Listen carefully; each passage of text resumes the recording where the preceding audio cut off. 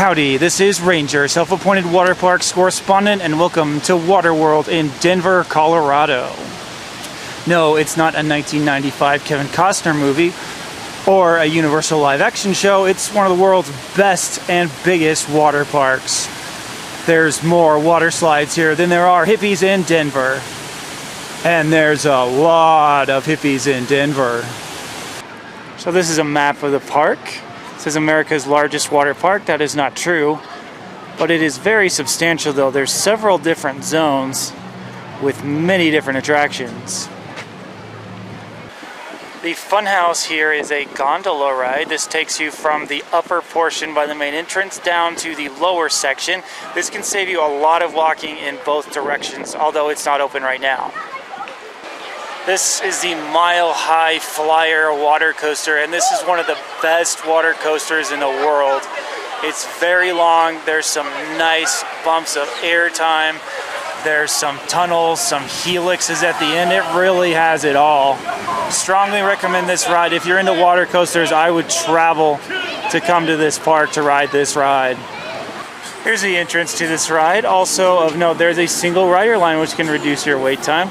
So a good time to talk about tube valet at an additional charge. You get to skip the lines to some of the rides. Also, you don't have to carry tubes up some of the larger raft slides.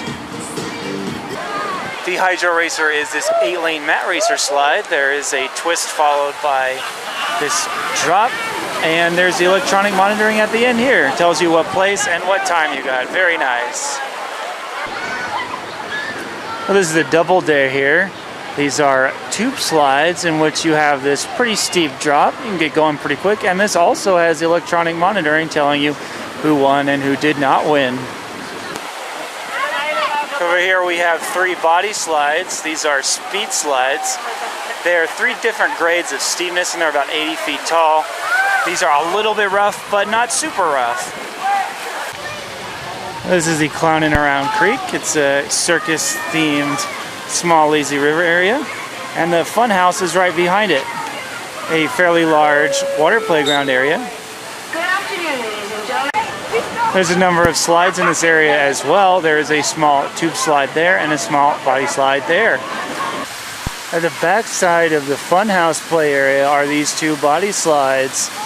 These are vortex slides. I made that up, but they launch you into this funnel here, and then you go spinning around before you drop into this water. Now this water is 8 feet deep here, so better be able to swim your way out.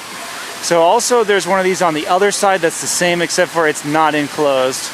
This is the Wave. It's a double barrel flow rider.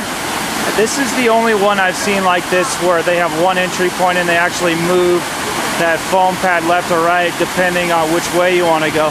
This is a very difficult one to learn on. If you're not rock solid in your flow rider skills, you're very quickly going to get thrown to the right or the left and off the ride. This is Thunder Bay. This is the wave pool, and this is the largest wave pool I have ever seen. It's absolutely massive, and it looks like it gets very, very deep at the far end once it evens out here and cuts straight back to the Waterworld sign. I saw a guy that was pretty big back there, older teenager that was treading water, so this might be 8-10 feet deep at the deepest. 2 of the most premier attractions at the park are Voyage to the Center of the Earth and the Storm. Let's go check them out right now.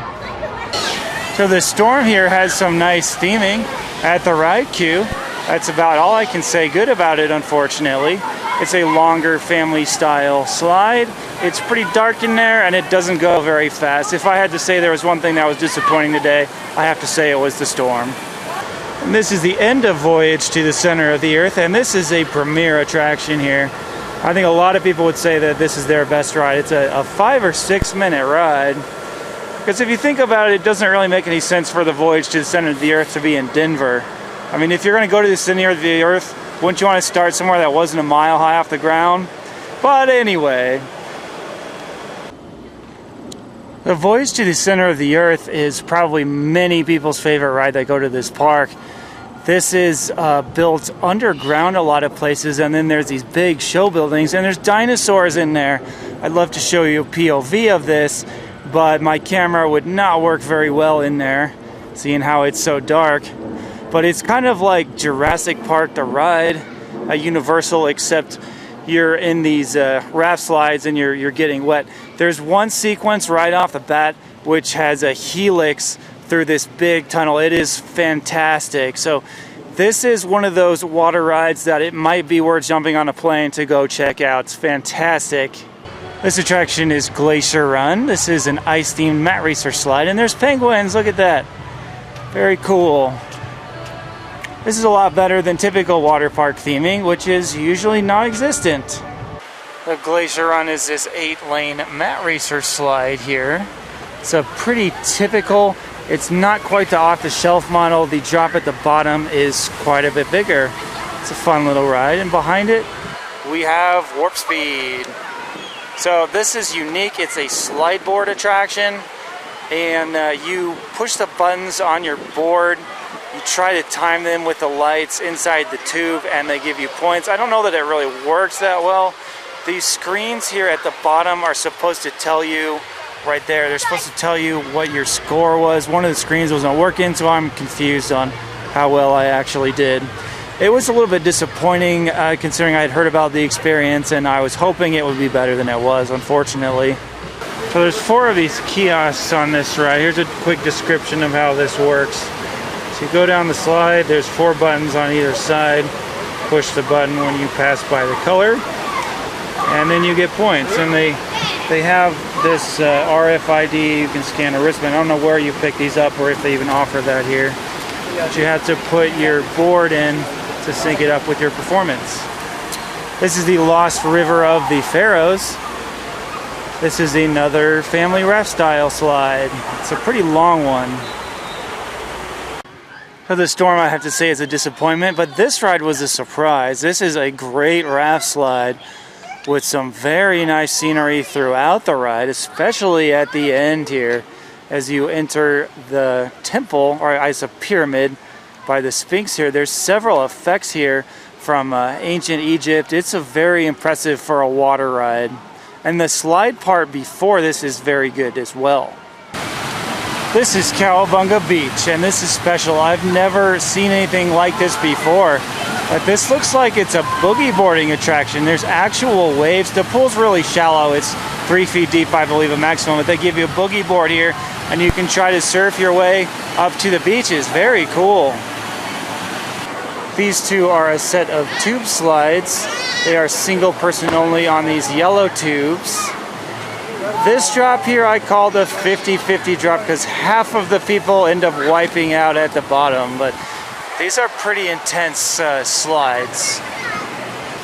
So next to those tube slides is a set of 3 of these family raft style slides. These are pretty good though. They're a little bit rough, but they spin all the way around. Most of the other rides you see of this type do not do that. They splash you really good. These are some of the best rides here in my opinion. The only thing I don't like though is that they make you carry your rafts all the way up all these hills on all these rides. The lazy river is called just that, lazy river. There's a couple of rocks and some waterfalls along the way, and plenty of tubes in here. On the island that the lazy river goes around is the Zoomerang. It's this stingray type ride here. Go down this big drop, go back and forth a few times. I've always liked these rides. This is the Revolution. This is a multi-person raft slide with this large drop into this very large bowl. You'll go around this several times before dropping out the bottom. This ride is a Screamin Mimi. This is different from pretty much anything I've seen before. See, we have this large hill over here. There is a sled on it, and you actually go rolling down this hill. There's not water propelling you down the hill. It's just a sled on wheels. You can do 1 or 2 person down here. It gets up to some pretty good speeds here. It's a very interesting ride. This is a Schlitterbahn style tube shoe ride. There's some of these smaller hills. Sometimes you will get stuck in between on some of the back currents here. But it's a fun ride, maybe not nearly as good as the ones at Schlitterbahn though. A Pirate's Plunge here is a pirate-themed set of body slides. Just a little quick drop with a helix. Also, you have the red slide in the middle, which has a steep drop into the exit pool. There's a children's playground area with some smaller slides. So a lot of people here will bring their own picnics here. It's set up on the hill. You can bring in food and beverages. If you don't want to do that, you can try out Pharaoh's Feast. Today it was $14 for all-you-can-eat buffet. That includes all day long. You can come and go as you please. Not a bad deal. So there are two different locker options outlined by the sign. We have these single-use lockers. These are $1. The unlimited lockers are $12 and $22. It's a lot better though because you don't have to remember what locker number you have, nor do you have to carry around a key like you do with these cheap lockers. The overall cost of this park is quite reasonable. Parking is free and admission runs about $40, but costs more if you buy at the park. Season passes start at only $70. If you can come only once though, be sure to bring along a fellow thrill seeker, as most of the best slides do not accommodate single riders. Overall, this is one of the best collections of water slides at any park. Mile High Flyer, Journey to the Center of the Earth, and Lost River of the Pharaohs are all world-class rides. Waterworld has almost every type of slide you can imagine. Participating in every attraction in one day may not be possible. The only thing missing is a set of tall, twisting body slides and modern tube slides. My only other complaint is riders had to carry large rafts a long way uphill to ride all of the family slides. The only way out of this is to buy an expensive tube valet pass, which runs at about $80. But overall, this is one of the best water parks in North America with its impressive slide collection and multiple signature rides. I want to thank you very much for watching this video. I've been to several major water parks this summer, so hit the subscribe button to see a bunch more water park videos, and I'll see you next time. This is Ranger signing off.